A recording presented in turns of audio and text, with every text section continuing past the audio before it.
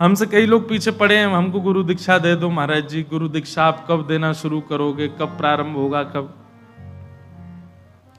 हम इसलिए दीक्षा नहीं दे रहे, 2-3 कारण हैं। पहली तो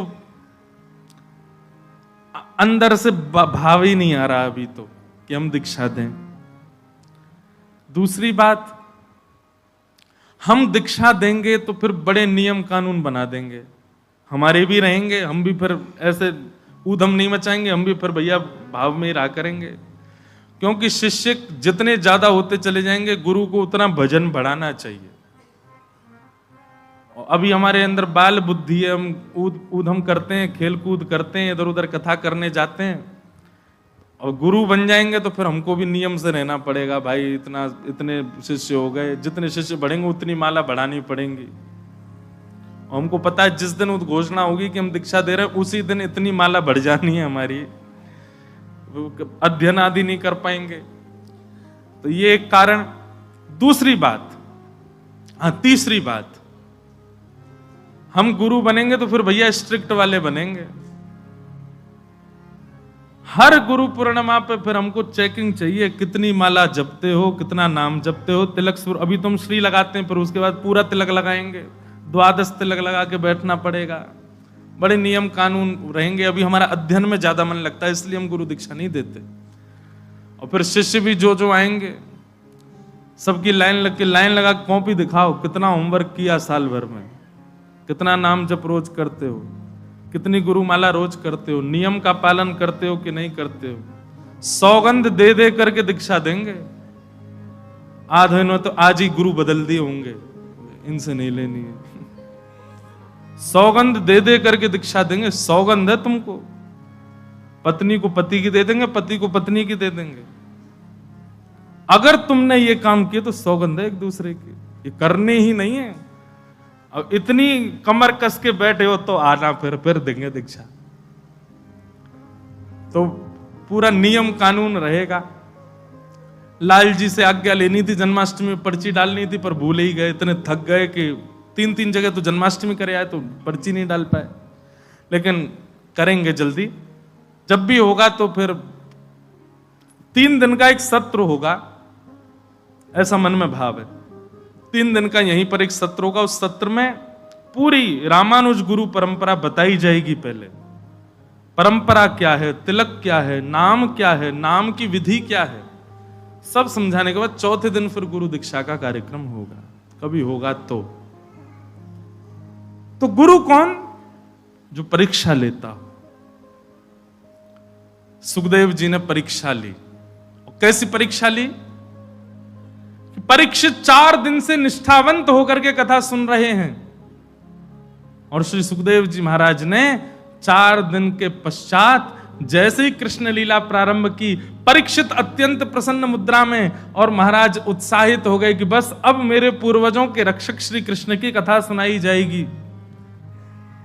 जैसे ही कृष्ण लीला प्रारंभ की, 2 श्लोकों में संपूर्ण कृष्ण कथा सुना दी।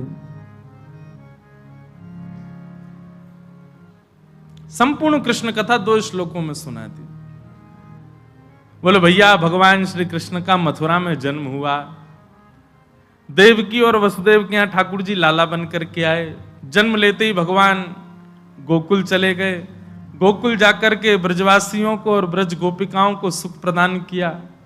ब्रज में लीला करके भगवान फिर वृंदावन गए, वृंदावन में रास विहार किया।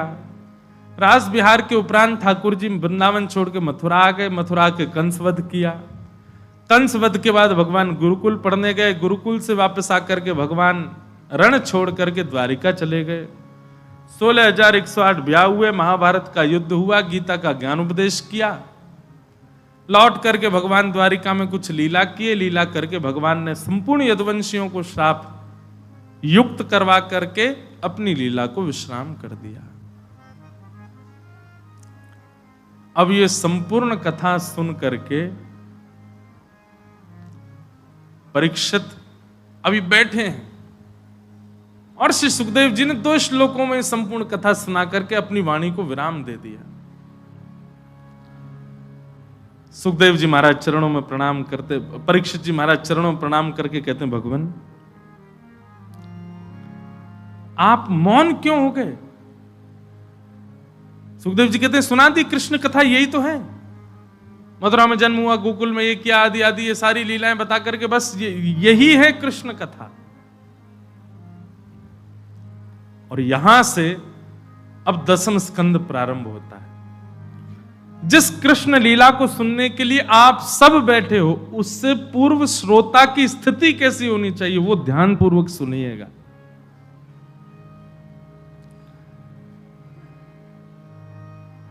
कथितो वंश विस्तारो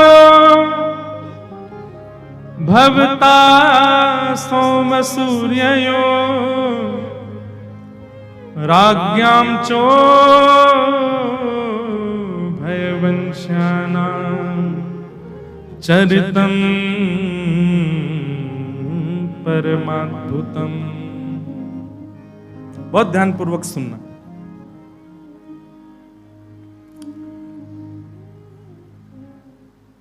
परीक्षित जी कह रहे हैं भगवान भैरवी लोग,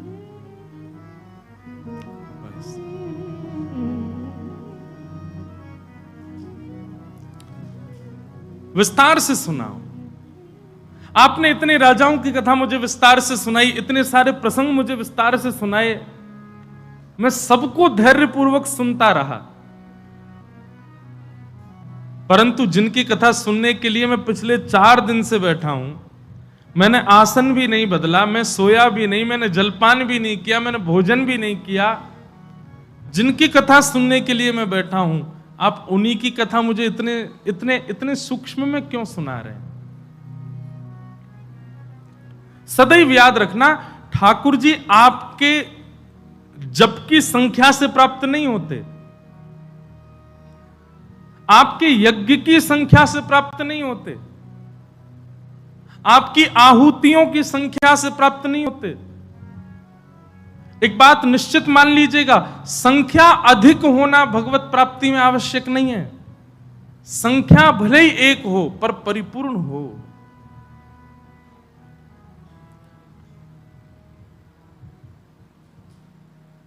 क्वांटिटी नहीं, क्वालिटी ठाकुर जी को वो प्रिय है। हम मात्राओं पर ध्यान रखते हैं कि कितनी ज्यादा कर रहे हैं।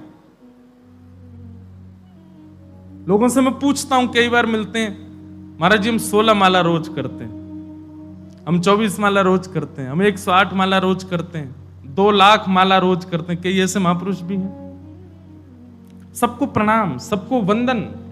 अच्छा है कि आप इतनी मालाएं करते हैं, पर यह संख्या अनिवार्य नहीं है।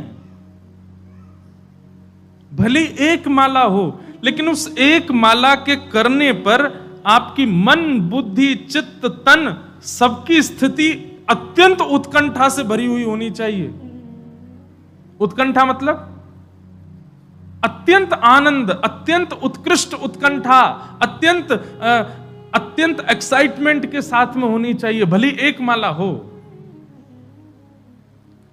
महीना में इतने सारे सोमवार, बृहस्पतिवार आदि आदि के व्रत नहीं, केवल एकादशी का करो, पर वो व्रत भी खूब उत्कंठा। देखो कुछ बातें सुनिएगा। सबसे पहला नाम जप, दूसरा व्रत, तीसरा कथा श्रवण, और चौथा धाम गमन, किसी भी धाम में जाना। इन 4 क्रियाओं में अगर उत्कंठा नहीं है, एक्साइटमेंट नहीं है, आनंद नहीं है, तो इन 4 को मत कीजिए।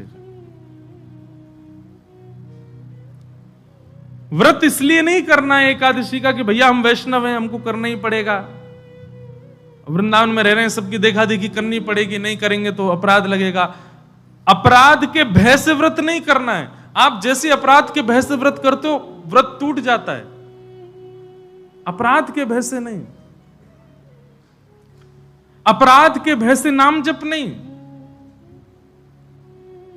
केवल माता पिता की इच्छा इसलिए धाम गमन नहीं।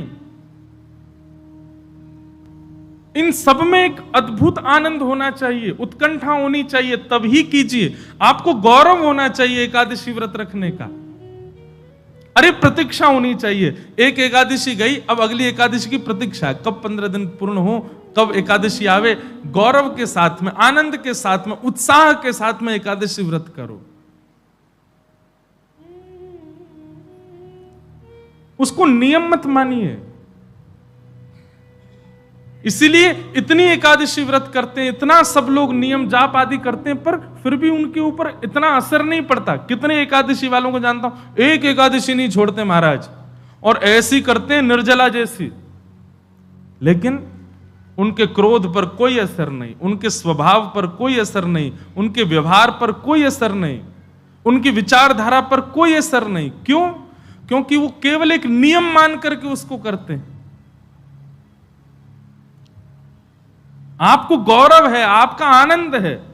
तिलक लगाना ये कोई केवल एक फोर्सफुली काम नहीं होना चाहिए, जबरदस्ती वाला नहीं होना चाहिए। आपको गौरव होना चाहिए कि मैं तिलक लगाऊं नित्य, बिना तिलक के बाहर जा ही नहीं सकता मैं। तो धाम गमन, व्रत, नाम जप, और चौथा क्या बताया था हमने? एकादशी। चौथा क्या बताया था? क्या बताया था? धाम। हाँ, ये चाह रही हैं, इसीलिए कह रहे हैं लिख लिया करो कहीं पे। मैं तो बोल के फिर भूल जाऊंगा मैं, नहीं तो आप लोग लिख के रखो, आपके काम रहे। ये गौरव के साथ करने चाहिए। इनमें किसी भी प्रकार का नियमाभास या फिर केवल करना है इसलिए नहीं, उत्साह के साथ करो।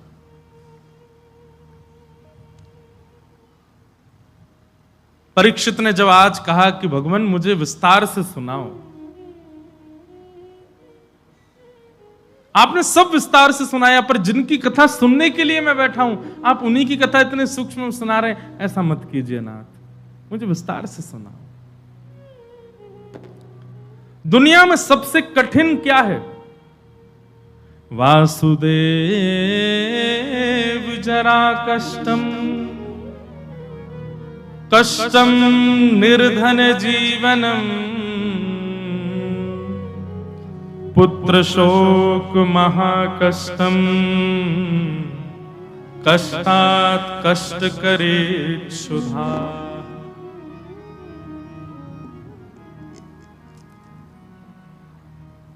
सबसे बड़ा कष्ट क्या है संसार का? बुढ़ापा, वृद्धावस्था सबसे बड़ा कष्ट है। पर वृद्धावस्था से भी बड़ा कष्ट क्या है? निर्धन जीवनम। एक तो वृद्धावस्था, और वृद्धावस्था में भी निर्धन हो जाना, धन का समीप ना होना। वृद्धावस्था सबसे बड़ा कष्ट है, उससे भी बड़ा कष्ट वृद्धावस्था में निर्धन हो जाना, और उससे भी बड़ा कष्ट क्या है? पुत्र शोक महाकष्टम। एक तो वृद्धावस्था, ऊपर से निर्धनता, और तीसरा युवा पुत्र का नेत्रों के समीप, नेत्रों के सामने मृत्यु हो जाना, सबसे बड़ा कष्ट है। इसको महाकष्ट बताया गया। माता पिता बैठे हैं और माता पिता, वृद्ध माता पिता के सामने युवा बालक चला जाए, इससे बड़ा कष्ट नहीं है संसार में।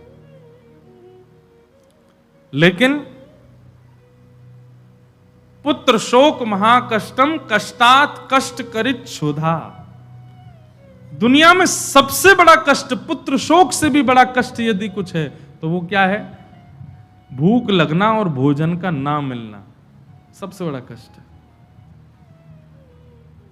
भोजन का ना मिलना, भूखा रहना, अति व्याकुल होकर के अन्न की उपासना कर रहे हैं फिर भी अन्न ना मिले, सबसे बड़ा कष्ट है। पर श्री सुखदेव जी महाराज कहते हैं कि राजन, कुछ खा लो, कुछ पी लो, और वहां पर भी परीक्षित जी महाराज कहते हैं भगवान मुझे भूख नहीं लगती, मुझे प्यास नहीं लगती, मुझे केवल आपकी रस कथा श्रवण करनी है, मुझे केवल आपके भाव श्रवण करने हैं। अब ये कथा ही, ये भाव ही मेरी भूख पेट को, मेरे पेट को ऊर्जा प्रदान करेंगे, मुझे भूख प्रदान करेंगे, मेरी भूख को निवृत्त करेंगे। अब सामान्य अन्न की उपासना, अन्न की इच्छा नहीं है मुझे। आप कृपा करके केवल कथा रसामृत पिलाओ। ऐसी स्थिति जब हो जाए तब कृष्ण कथा प्रारंभ होती है श्रीमद् भागवत में। हमारी स्थिति नहीं है ऐसी। हमें तो क्षणिक भाव भी, संसार का कोई भी क्षणिक भाव भी आकर्षित कर लेता। एक इंपॉर्टेंट कॉल आ जाए, वैसे तो आएगा नहीं, हॉल में यहां नेटवर्क ही नहीं आते किसी के। एक क्षणिक फोन आ जाए कि भाई ये काम है जरूरी, आप तुरंत जाओगे। कथा त्याग करने में, भगवत लीला श्रवण करने के त्याग में किंचित भी भाव नहीं रखेंगे, हम तुरंत चले जाएंगे। पर परीक्षित जी की स्थिति ऐसी नहीं है।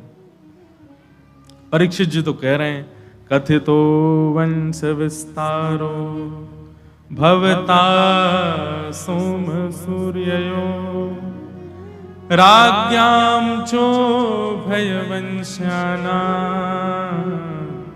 चरितम परमाद्भुतम। आप कृपा करके मुझे विस्तार से सुनाओ। मुझे नहीं लगती भूख, मुझे नहीं लगती प्यास। केवल भूख प्यास से विप्राय नहीं, संसार की हर वो वस्तु जिसके प्रति आप कथा भी छोड़ सकते हो आकृष्ट होकर के, वह भी सामने आ जाए तो उसका भी त्याग कर दिया जाए कथा के लिए, तब कृष्ण लीला में प्रवेश होता है।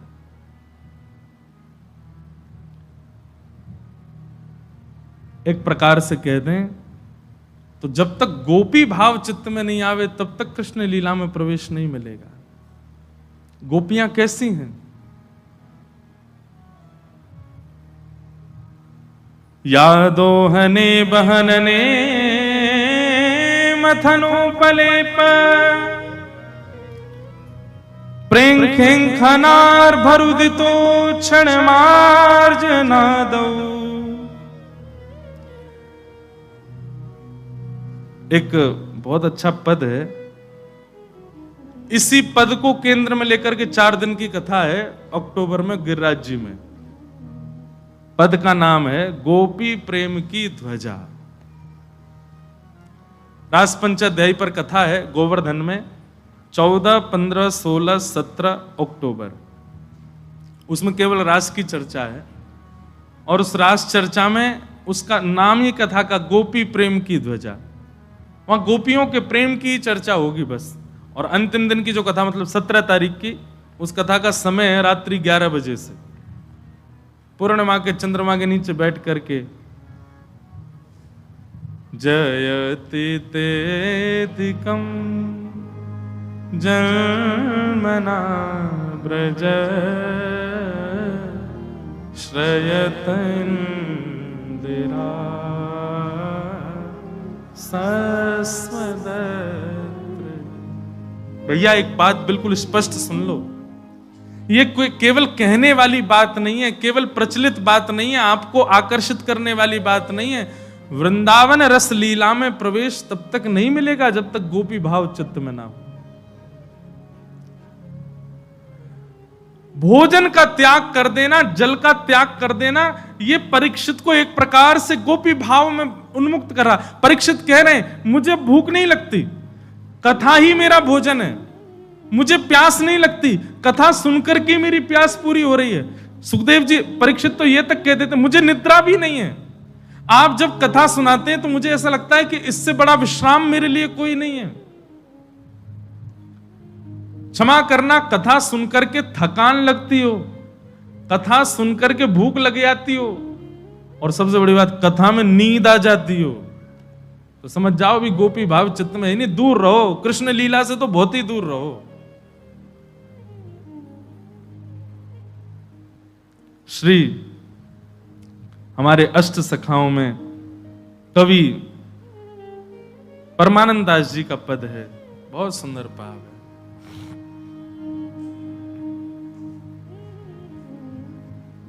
गोपी प्रेम की ध्वजा, गोपी प्रेम की ध्वजा, गोपी प्रेम की भजा, गोपी प्रेम की। सब लोग गाओ, गोपी प्रेम की भजा, गोपी प्रेम की भजा। अभिप्राय क्या है? जब तक स्थिति ऐसी नहीं बनेगी तब तक आप कृष्ण लीला में प्रवेश नहीं कर सकते। आप सामान्य श्रोता बन करके आप कहो हम कानपुर से आए हैं, हम इलाहाबाद से आए हैं, प्रयागराज से आए हैं, दिल्ली से आए, वहां से नहीं आ पाओगे कृष्ण लीला में। अरे देवादिदेव महादेव भी दौड़ करके आते हैं तो सबसे पहले, अभी भक्तमाल जी कथा में एक भेद खुला, महादेव की गुरु कौन है? श्री ललिता जी महाराज। जैसे ही महादेव आए रासलीला में प्रवेश करने लगे, गोपियों ने द्वार रोक दिया। ठाकुर जी भीतर से कह रहे हैं गोपियों से, इनको आने दो। गोपियां कह रही हैं ऐसे नहीं आएंगे, पहले ये कहें गोपी भाव में आए। तब ठाकुर जी को जाकर के ललिता जी के पांव में गिरना पड़ा, प्रार्थना करनी पड़ी, बोले शंकर भगवान को गोपी भाव दो। तब ललिता जी रास से बाहर आई, शंकर जी को ले जा करके यमुना जी के किनारे बैठ करके महाराज गोपी प्रेम भाव की वार्ताएं जब बताई, जब शंकर जी प्रेम भाव में डूब गए, प्रेम निमग्न हो गए, मानो ललिता जी ने प्रेम दीक्षा प्रदान कर दी, तब वे बने गोपेश्वर महादेव। तब वे गोपी रूप धारण करके भीतर आए। अरे बड़े बड़े भेद खुले इस बार भक्तमाल कथा में।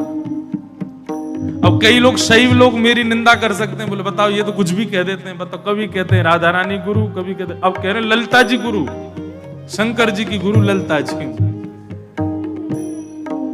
प्रेम नदिया की सदा उल्टी बहेदार। वृंदावन के भावों को समझना सामान्य बात नहीं है। गोपी भाव में आओ, गोपी प्रेम की भजा,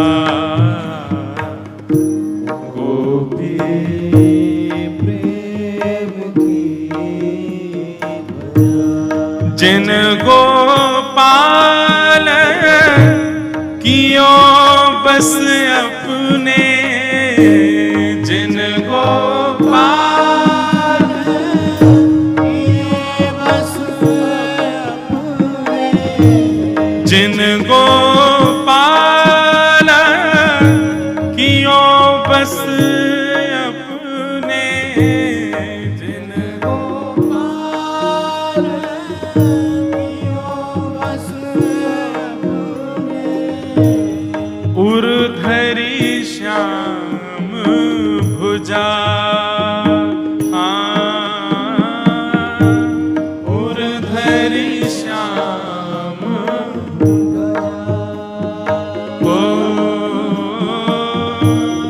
उर्धरी श्याम भुजा, उर्धरी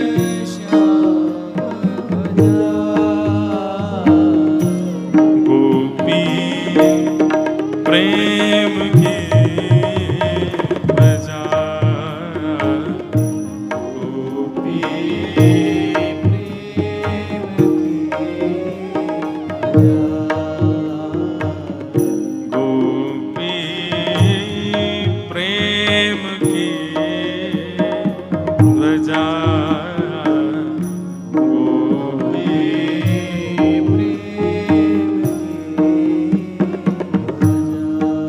कैसी हैं गोपियां? सुक मुनि व्यास प्रशंसा कीनी, सुक मुनि व्यास प्रशंसा कीनी, सुक मुनि व्यास प्रशंसा कीनी,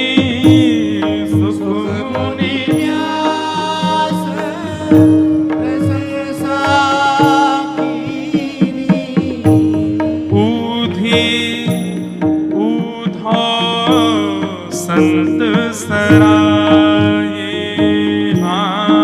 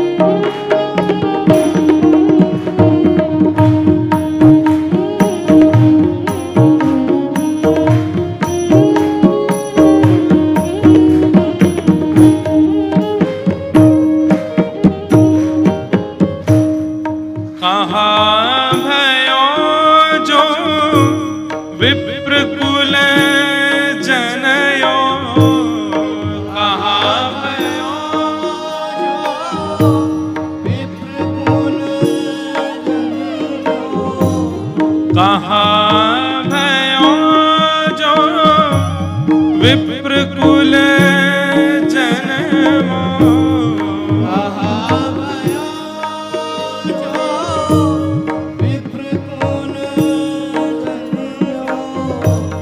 जो हरि सेवा